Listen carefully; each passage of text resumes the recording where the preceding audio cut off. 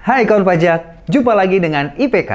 Informasi pajak kita bersama Kanwil DJP Jakarta Selatan 1. Kawan pajak, bulan Desember 2022 lalu telah terbit peraturan turunan dari Undang-Undang Nomor 7 Tahun 2021 atau Undang-Undang HPP.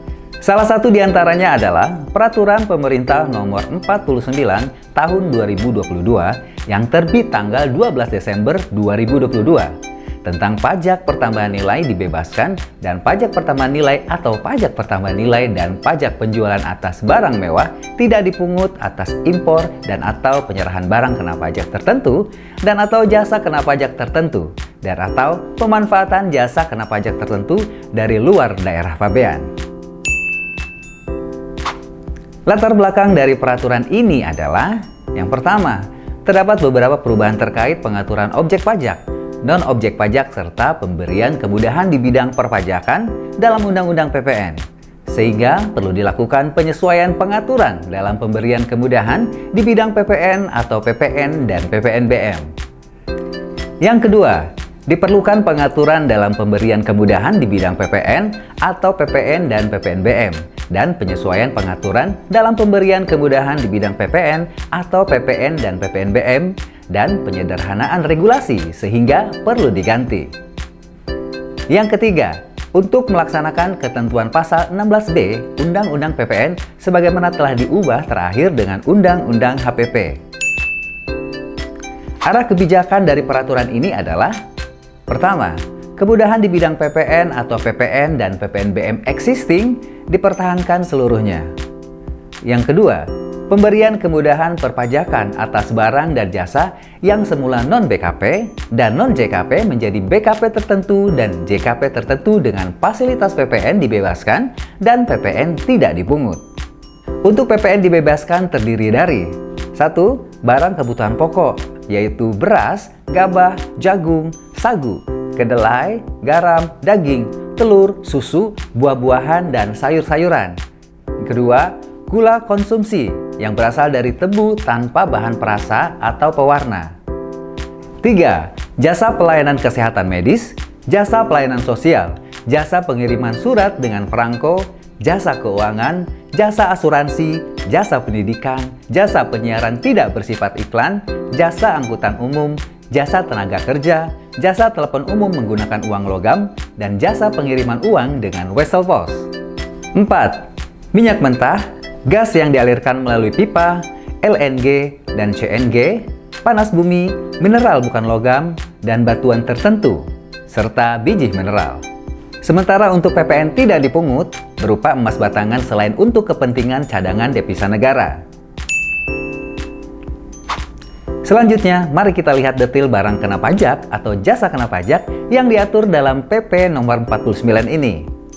Untuk BKP tertentu dan JKP tertentu yang dibebaskan dari pengenaan PPN atas impor dan atau penyerahannya terdiri dari 1. Atas impor dan atau penyerahan BKP tertentu berupa vaksin polio dan vaksin COVID-19, buku pelajaran umum, kitab suci, dan buku pelajaran agama, serta barang kena pajak tertentu dalam penanganan bencana alam dan non-alam nasional.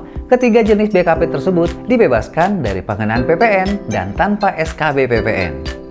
2. PPN dibebaskan atas penyerahan JKP tertentu berupa jasa konstruksi yang diserahkan oleh kontraktor untuk pemborongan pembangunan tempat yang hanya untuk keperluan ibadah.